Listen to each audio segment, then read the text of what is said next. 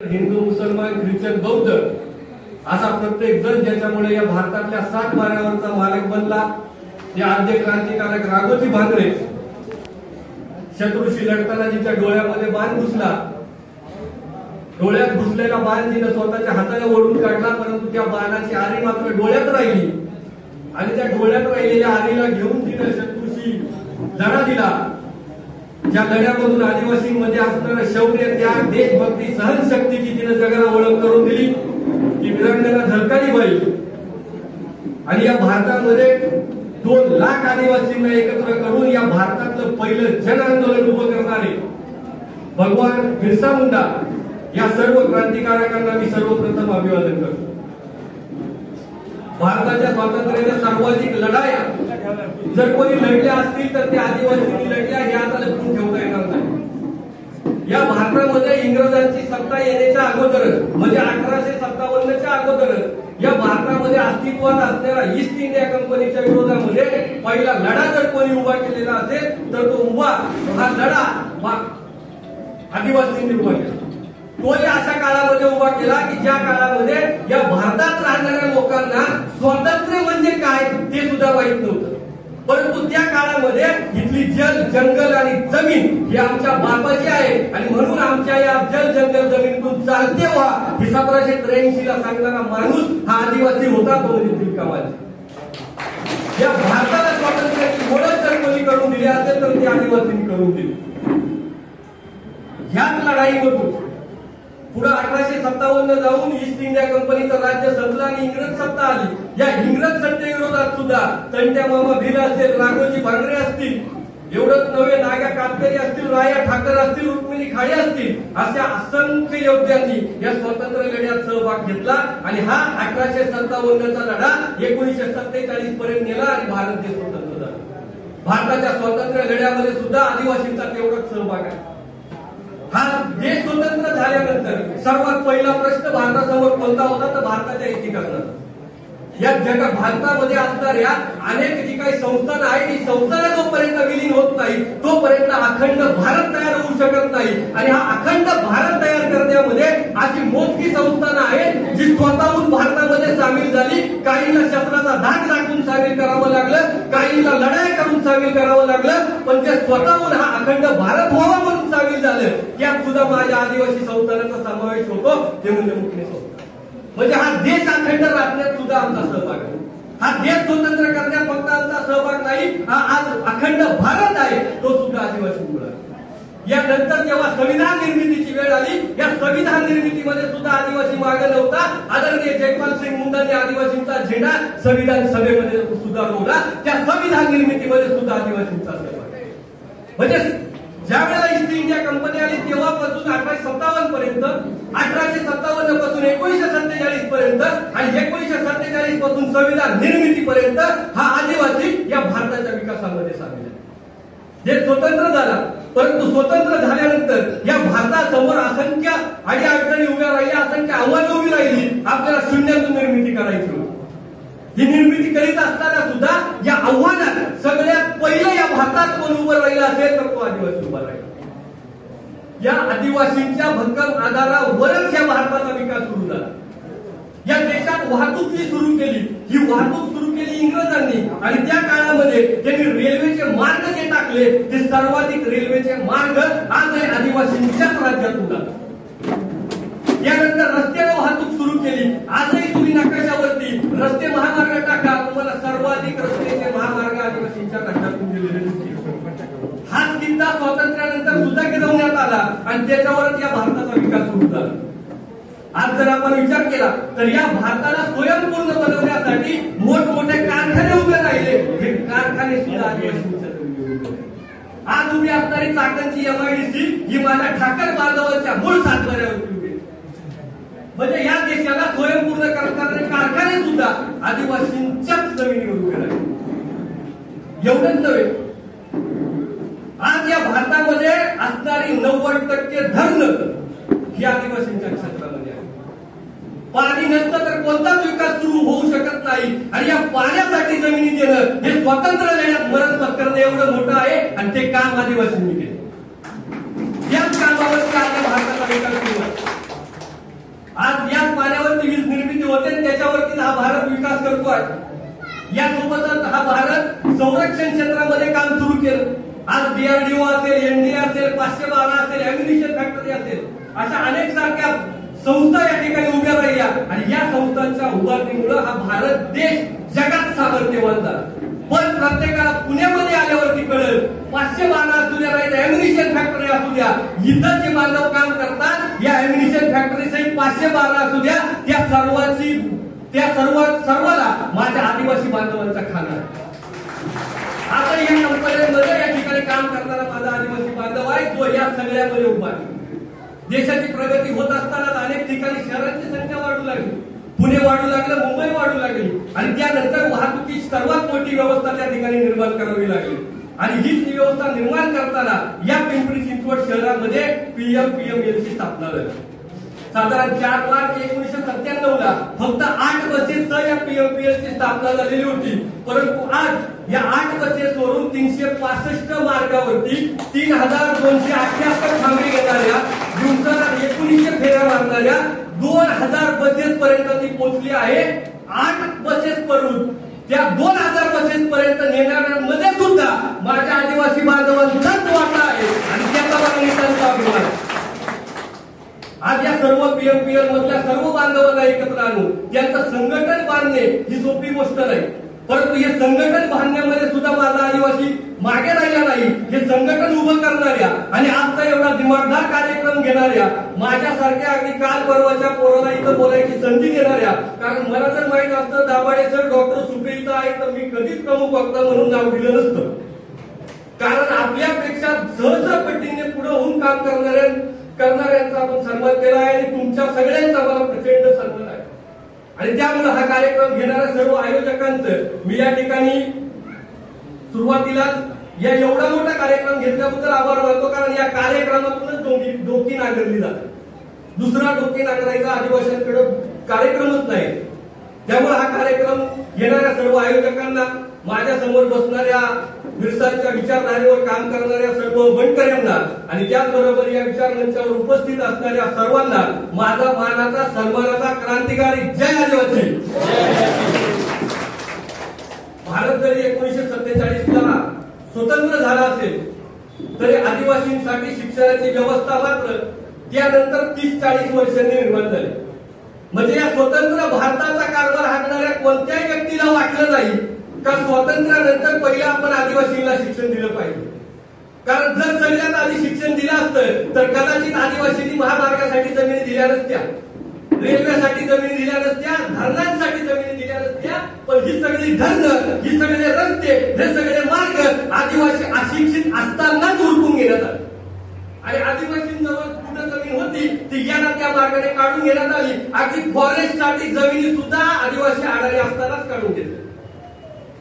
आणि मग 30-40 वर्षानंतर म्हणजे 70-80च्या दशकामध्ये आश्रम शाळांच्या माध्यमातून आदिवासींना शिक्षण देण्याची सुरुवात झाली. या 30-40 वर्षानंतर मिळालेलं जे काही शिक्षण आहे ते कसं बसं शिक्षण घेऊन त्यावेळेला आमचा आजाद 4थी किंवा 7वी पास झाला. आणि ती 4थी किंवा 7वी पास होऊन पोलीस, ग्रामसेवक, शिक्षक, क्लार्क, तलाठी म्हणून कुठेतरी कामाला लागला. त्याच्यानंतर आमचं शिक्षण गेलं 10वी पर्यंत. आमच्या आश्रम शाळांची पुढची शिक्षणाची दारं उघडली आणि त्यानंतर कुठं आदिवासींनी शिक्षण घ्यायला सुरुवात केली. तेव्हा 10वी पास झालं, मग शिक्षण तलाठी, ग्रामसेवक व्हायला लागलो. त्याच्या आधी 4थी पास होऊन आमचा बाप फक्त हमालीच करीत होता, कुठेतरी चौकीदार होत होता. याच्यावरती त्याला काम मिळालं नाही. भले तो रिटायर होताना साहेब बनून झाला असेल पण शिक्षण मात्र 4थी पासच होतं. त्यानंतरही 90-2000 पर्यंत फार बदल झाला नाही. फार तर 10वी पर्यंत शाळा शिकलो, त्याच्यावरच आज आपण एसटी महामंडळ, पोलीस, शिक्षक म्हणून कामाला लागलो. परंतु त्याच काळामध्ये आमच्या बरोबर शिक्षण घेऊन अनेक लोक डॉक्टर झाली, इंजिनियर झाली, MPSC झाली, बँकिंग क्षेत्रात गेली, सहकार क्षेत्रात गेली. आणि आम्ही मात्र त्यांचा दबदबा तयार होईपर्यंत 10वीचीच परीक्षा दिली. कारण आश्रम शाळा सोडून आमच्या शिक्षणाकडे कोणी लक्ष दिलं नाही. पण त्या शिक्षणाला शिक्षण म्हणता येणार नाही.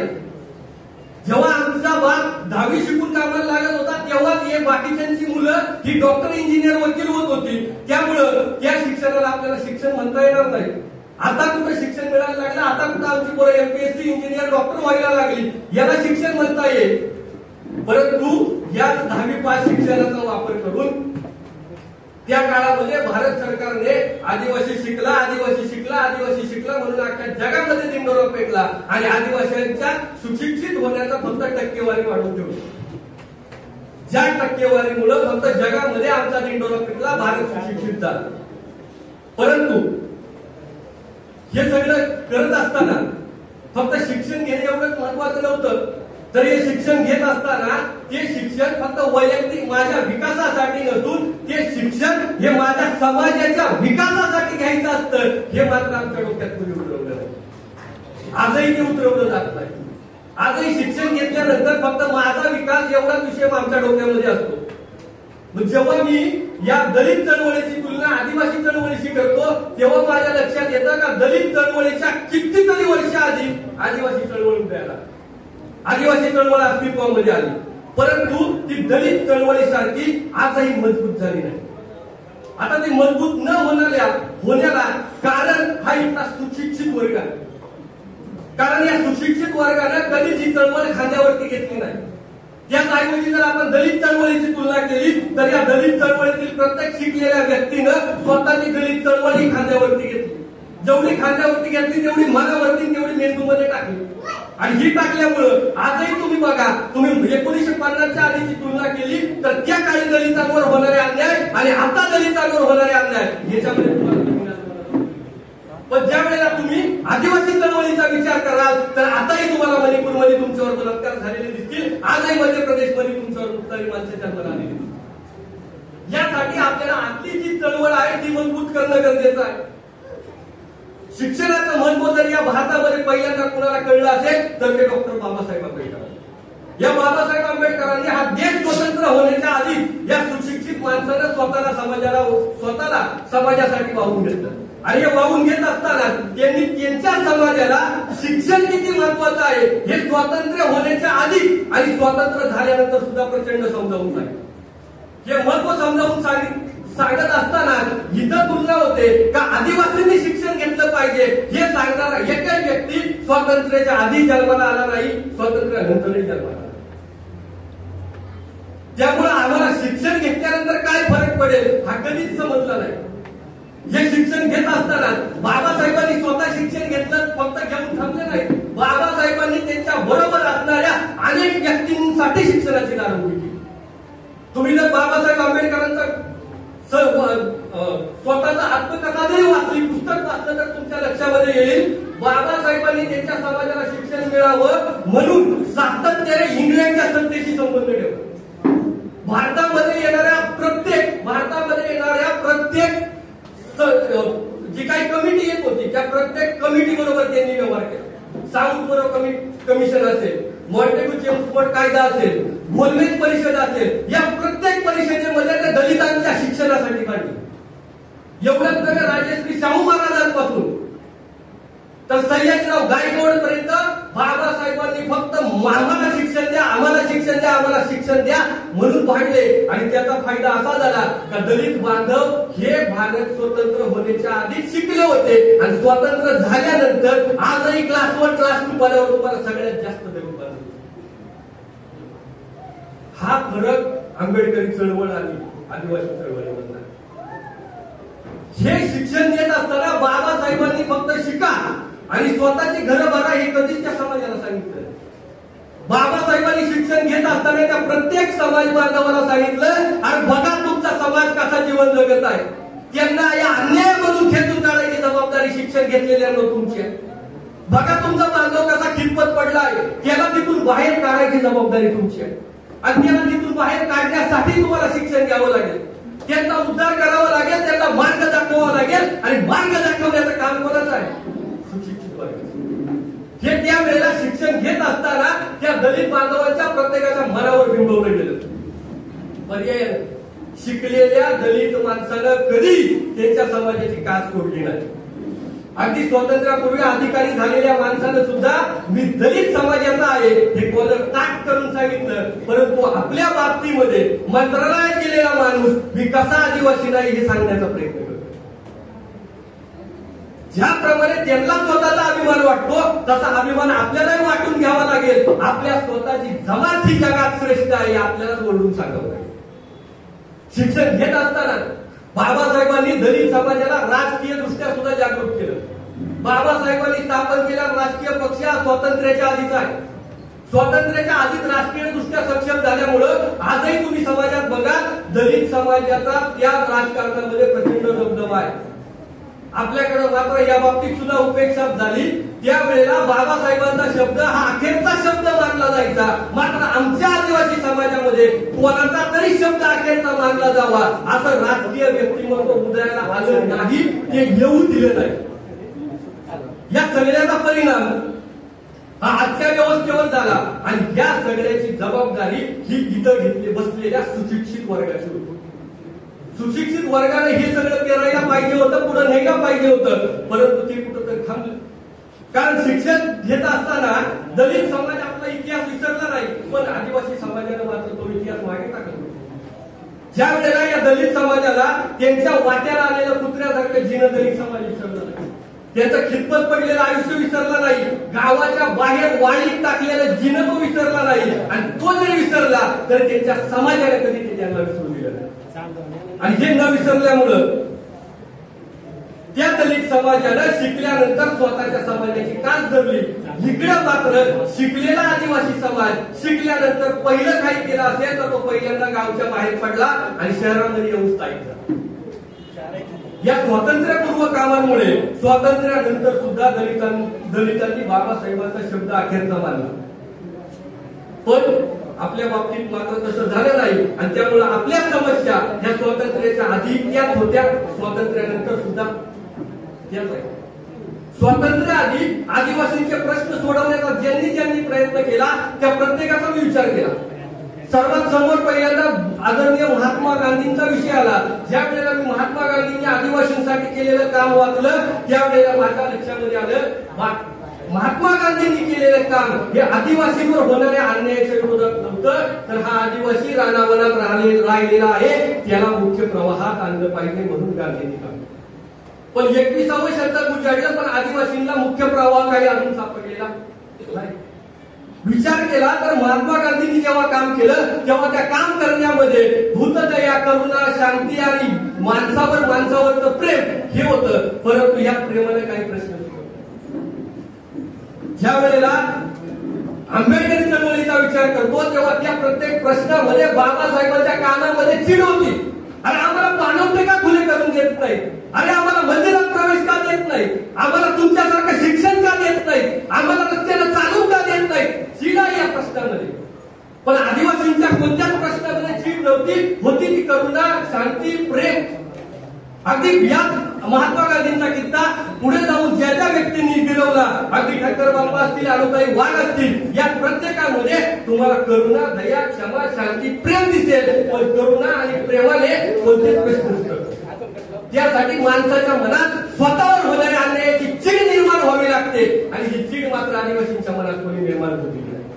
ही चीड जोपर्यंत निर्माण होत नाही तोपर्यंत तुमच्या समोरचा प्रश्न हा तुमच्यावर झालेला अत्याचार आहे तुम्हाला करू शकत नाही. आणि तो अत्याचार समजून घेण्यासाठी आपल्याला त्या व्यवस्थेवर काम करावं लागेल. अन्यायाची चीड ही निर्माण न झाल्यामुळं आपल्याला त्या प्रश्नाचं गांभीर्य आपल्यावर होणारा अन्याय ह्या समजून येत नाही. आणि म्हणून हा समजून घेण्यासाठी सगळ्यात आधी महत्वाचं काय असेल तर ते शिक्षण. शिक्षणाशिवाय तुम्हाला कुठं अन्याय होतोय हा कळणार नाही. आणि म्हणून या प्रत्येक ठिकाणचा अन्याय आपल्या लक्षात येणं गरजेचं असतं. या भारतात स्वतंत्र झाल्यानंतर संविधान सभेची निर्मिती झाली. या संविधान सभेमध्ये 2च समित्या आदिवासींवर विचार करण्यासाठी नेमण्यात आल्या. या 2 समित्यांपैकी एकाही समितीचा अध्यक्ष हा आदिवासी नव्हता. ज्याला आदिवासींची भाषा कळत नाही तो आदिवासींवरती काम करणार. याच्यावरती आपण कधी विचार करणार? आज स्वातंत्र्याच्या आधी दलित चळवळ ही स्वातंत्र्याच्या आधीच उभी केली ती शिकलेल्या माणसांनी.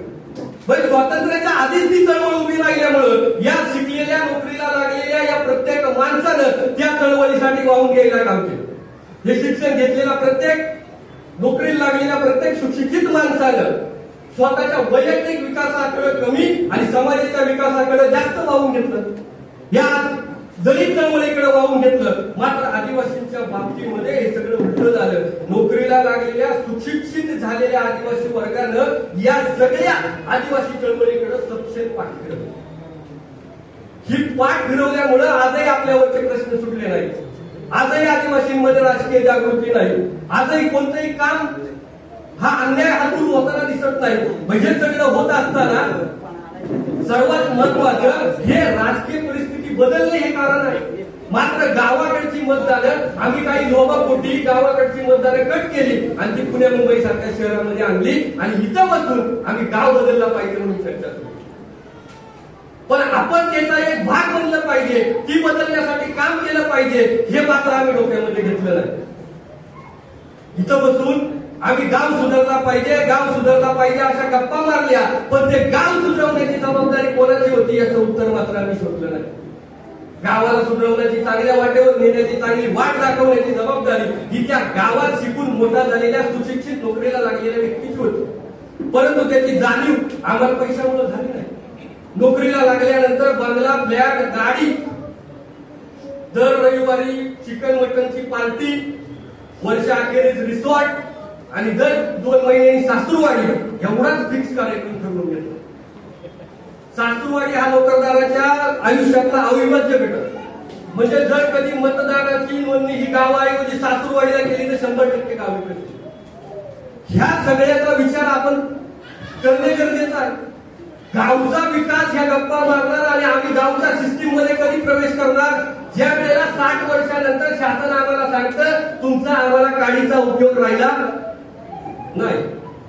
60 वर्षानंतर आम्हाला रिटायर म्हणून पाठवलं जातं आणि त्यानंतर आमची सुरुवात होते गावामध्ये गाव सुधारवण्याची. मग इकडून गेल्यानंतर आम्ही जमिनीमध्ये जेसीपी लावणार, नवनवीन प्रयोग करणार आणि प्रगतशील शेतकरी होणार. तिथले सगळे पैसे संपले का मग आम्ही गावच्या विकासाच्या गप्पा मारणार आणि सरपंच होणार. आणि सरपंच झाल्यानंतर आता माझं वय झाले, माझ्याने काय होत नाही म्हणून माझी सरपंच नावापुढे लावून हा विकास करण्याचं वय आहे ना. 60 वर्षानंतर गावचा विकास करणे हे वय नाही. त्याच्यासाठी आम्ही आधीच तिथपर्यंत पोहोचायला पाहिजे, आधीच गावच्या विकासाचा गाडा ओढायला पाहिजे, आधीच गावातील गावकऱ्यांना चांगलं काय वाईट काय हे शिकवायला पाहिजे. पण हे सगळं करत असताना आम्ही जी वेळ आहे त्या वेळेला त्याचा विचार न करता वेळ निघून गेल्यानंतर त्या हत्तीचं शेपूट वडल्यासारखं काम करतो. आणि ज्या समाजामुळे मला शिक्षण मिळालं त्या समाजाला शिक्षित करण्याचं काम कोणाचं आहे. ज्या समाजाच्या आरक्षणामुळे तुला 50,000 पगार मिळाला त्या समाजाला शिक्षित करण्याचं काम कोणाचं आहे. ज्या आरक्षणामुळे तू नोकरीला लागला त्या आरक्षण ज्या समाजाच्या जीवावर मिळालं त्या समाजाला सुधारण्याचं काम कोणाचं आहे. हे सगळं काम जोपर्यंत आम्ही आमच्या मनाला समजवत नाही तोपर्यंत हे काम होऊ शकत नाही. पण ह्या सगळ्याला आपल्या डोक्यामध्ये घातलेले विचार हे सगळ्यात महत्वाचे आहे. शिक्षण घेत असताना आपली जी बारीक पोरं आहेत या पोरांना तुम्ही काय सांगता, काय शिकवता याच्यावरच त्या पोरांचं पुढचं आयुष्य अवलंबून असतं. मग आपण शिक्षण घेत असताना आपल्या डोक्यावरती जे काही विचार पेरले गेले, जे काही आपल्याला समजवण्यात आलं त्या विचारातून आताचा नोकरदार बाहेरच निघायला मार्ग. आश्रम शाळेत शिकत असताना त्या वेळेला तिथल्या शिक्षकानं आपल्या आई बापानं आपल्याला जे काही सांगितलं ते डोक्यातून बाहेर पडायला मार्ग नाही. म्हणजे बघा त्यावेळेला शिक्षण घेत असताना 70-80च्या सालात गावाकडची परिस्थिती फार चांगली नव्हती. त्यामुळे त्यावेळेला शिक्षण घेत असताना आपल्याला आपला मास्तर सांगायचा, बाबा शिकला तर नोकरीला लागशील. बघ तो शिकला, नोकरीला लागला, आज त्याचा शहरामध्ये स्वतःचा फ्लॅट आहे. त्याला तेवढं डोक्यात ठेवलं, शिकला, नोकरीला लागला, पहिला फ्लॅट आहे, दुसरं काहीच नाही. शिक्षक सांगायचं बघ हे शिकले नाही, गावात कुत्र्या मारतात, बघ त्यांचं आयुष्य, त्यांना घर नाही, दार नाही, बघ थोडासा शिक, नोकरीला लागला तर घर घेशील, बंगला घेशील, गाडी घेशील. तो नोकरीला लागला आणि पहिलं त्याने ठरवलं पुण्याला फ्लॅट, गावाला बंगला आणि गाडी. कंचाच नोकरदार मिळणार नाही त्याच्याजवळ या 3 वस्तू नाही. पहिल्याच्या त्याची चूक नाही. मास्तरनं काय सांगितलं होतं ते त्याला पक्का देण्यात ठेवला. मास्तरनं सांगितलं इथून बाहेर पडला तर सुधारशील, नोकरीला लागशील, गाडी घेशील, बंगला बांधशील, फ्लॅट घेशील, त्याला ते सगळं केलं. तुम्ही म्हणशाल ह्या सांगताना आई बापाने काहीच नाही सांगितलं. आई म्हणली बघ शिकला, नोकरीला लागला तर तुझा मामा तुला पोट दे, नाही तर मामा काय पोट देणार? तर याला नोकरीला लागला, सगळं बाजूला ठेवलं, पहिली मामाची पोट. हे सगळे आहेत त्या वेळेला शिक्षण घेताना आपल्या डोक्यावर झालेले संस्कार, आणि त्या संस्कारामधून आपण आजही बाहेर पडायला मार्ग नाही. फक्त स्वतःचा वैयक्तिक विकास एवढाच विषय त्या वेळेला आपल्या डोक्यात घातला, तो आजही आपल्या डोक्यातून बाहेर जात नाही. फक्त आपला विकास म्हणजे या देशाचा, आदिवासींचा विकास नाही, तर आपला बरोबर आपल्या समाजाचा विकास हा सगळ्यात महत्त्वाचा आहे. हे काम करत असताना माझा समाज कुठं मध्ये येत नाही, पण तुम्ही जर त्याच वेळेला दलित चळवळीचा अभ्यास केला तर तुमच्या ध्यानात येईल, दलित चळवळीमध्ये प्रत्येक वेळेला शिकलेल्या माणसानं सांगितलं, बघ तुझा समाज कसा वितळात राहतोय, तुला त्यातून त्याला बाहेर काढायचं. बघ तुझा समाज कसा गावकुसाच्या बाहेर कुत्र्यासारख्या तिनं जगतोय, तुला त्यातून त्याला बाहेर काढायचं. बघ तुझा समाज कसा विटाळत राहतोय, तुला त्यातून बाहेर काढायचंय. बघ त्याला शिक्षणाची सोय नाही, तुला त्याला शिक्षण द्यायचं. आजही बघा दलित समाजानं स्वतःच्या विकासाबरोबर समाजाचा विकास डोळ्यासमोर ठेवला. आज तुम्हाला क्लास 1 क्लास 2 मंत्रालयापर्यंत तुम्हाला सर्वात जास्त अधिकारी एसटी समाज. हा दलित चळवळीतला आणि आदिवासी चळवळीमध्ये पडलेला फरक आहे. पण हे सगळं करत असताना आपला समाज सोडून आपलं अस्तित्व टिकूच शकत नाही. तुम्ही जन्मत्या मृत्यू या काळामध्ये कुठे फिरा, परंतु तुमची सुरुवात आणि तुमचा शेवट हा तुमच्याच गावात होणार आहे. आज मागा आलेल्या कोरोनाने सगळ्यांची परिस्थिती, पैसा अडका सगळ्यांची जाणीव करून दिली. तुम्हाला तुमचा गाव हा तुमचा आहे, आणि त्यासाठी आपण आपल्या समाजाच्या विकासासाठी लक्ष देणं गरजेचं आहे. आणि ते जर केलेलं नाही तर पुढे आपला समाज सुधारणार नाही. समाज सुधारवण्याची जबाबदारी ही सुशिक्षित वर्गाची आहे, नोकरदार वर्गाची आहे. कारण तो शिकलाय, त्याला अन्यायाची जाणीव होते. अशिक्षित माणसाला अन्यायाची जाणीव होऊ शकत नाही. म्हणजे सगळं होत असताना आपल्या समोर असंख्य संकट आवाज उभी आहे. ही सगळी संकट ओळखायला आधी शिक्षणाची कवडं उघडावी लागतील, या डोळ्यावर आलेली झापडं उघडावी लागतील, तरच समोरचा अंधार दिसेल, तरच आपल्यावर होणारे अन्याय अत्याचार दिसतील. आजही धनगर समाजासारखे असंख्य समाज असे आहेत ज्यांना आदिवासींमधलं आरक्षण पाहिजे. ह्या बाबतीत कौतुक वाटतं का हे धनगर आरक्षणासाठी सुद्धा पहिल्यांदा उभा होता, तो सुशिक्षितच नोकरदार होता, त्याच्यामुळे धनगर आरक्षण मिळू शकतं. कारण लढणारा तो होता, त्या लढणाऱ्यांचे हात बळकट करायचे काम आपलं आहे. या धनगर आरक्षणासारखे असंख्य प्रश्न आपल्या डोळ्यासमोर उभे आहेत.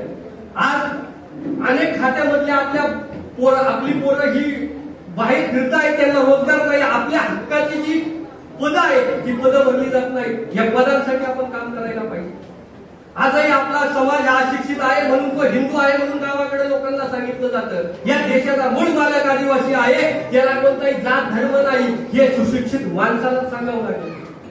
हे त्याला समजून सांगावं लागेल. आपण निगर्वी आहोत, आदिवासी हाच आपला धर्म आहे. परंतु स्वतःच्या हव्यासा पोटी अनेक लोक या आदिवासींना हिंदू धर्मातून पाहत आहेत. आज जर तुम्ही बाहेर राज्यांमध्ये गेला तर ख्रिश्चन, मुसलमान म्हणून अनेक आदिवासींची नावं तुम्हाला दिसतील. ह्या सगळ्याला बाहेर काढायचे काम सुशिक्षित वर्गाचं आहे. हे सगळं समजवायचं काम सुशिक्षित वर्गाचं आहे. आजही आदिवासींची जमीन ही आदिवासी सोडून कोणीच घेऊ शकत नाही असा कायदा म्हणतो, पण प्रत्यक्षात तुम्ही गेलात तर आदिवासींच्या असंख्य जमिनी दुसऱ्या लोकांच्या नावावर दिसतील. हा अन्याय दूर कसा होणार? हा अन्याय दूर व्हायला आधी तो अन्याय आहे हे तर आम्हाला समजायला पाहिजे, आणि ती समजवायची ताकद आदिवासी सुशिक्षित वर्गाची आहे. आजही जर आपण पाहिलं तर आदिवासींच्या क्षेत्रात 90% धरणं आहे, आणि ही 90% धरणं मधून 9% जमीन सुद्धा ओलिताखाली आपली आलेली नाही. आणि हे सगळं होत असताना आज त्या धरणामध्ये असंख्य लोक ही पुनर्वसन त्या ठिकाणी निघून गेली, परंतु त्या लोकांचं पुनर्वसन सुद्धा गेल्या 40 वर्षामध्ये आपल्याला करता आलं. आज या भारतामधील 90% धरणं हे आदिवासी क्षेत्रात असताना आजपर्यंत एकही धरण असं नाही का ज्या धरणामध्ये आदिवासींच्या जमिनी गेलेल्या आहेत आणि त्या पूर्णपणे 100% लोकांचं त्या ठिकाणी स्थलांतर झालेलं आहे. आजही पण परिस्थिती तीच आहे. आजही 40 वर्ष उलटून गेली, 60 वर्ष उलटून गेली, परंतु ही वर्ष उलटल्यानंतर सुद्धा आजही आदिवासी समाजाचं त्या ठिकाणी पुनर्वसन होत झालेलं नाही. जंगल हा आदिवासींचा श्वास आहे, परंतु अनेक कारणांनी या जंगलामध्ये इको सेन्सिटिव्ह झोन असेल, टार कंपाऊंड असेल, अशा असंख्य गोष्टी करून या कारणानं या आदिवासींच्या असंख्य जमिनी या शासन स्वतःच्या ताब्यामध्ये घेत आहे. आजही या ठिकाणी साधारण 47 वर्षापूर्वी आदिवासी हा उपाशी राहून मरत होता. आजही आदिवासींच्या कुपोषणाची संख्या ही कमी झालेली नाही. आजही विचार केला तर आदिवासी नंदुरबार मध्ये गेला तरी तो आदिवासी आजही कुपोषणानेच मरत आहे. डिलिस्टिंग नावाचा भोंगळा विचार आदिवासींमध्ये पसरवला जात आहे. आजही संविधानामध्ये आदिवासी या प्रॉपर शब्दाची नोंद नाही. यासाठी सुद्धा आपल्याला काम करावं लागेल. आज आदिवासी संस्कृती आहे म्हणून आदिवासी आहे आणि संस्कृती संपली तर आदिवासी संपणार आहे ही क्लिअर गोष्ट आहे. आणि म्हणून आदिवासी संपवण्यासाठी आदिवासी संस्कृती संपवण्याच्या मागे अनेक लोक लागलेले आहेत. हा सगळा आपल्यावर होत असताना अन्याय हा आपल्याला दूर करावा लागेल.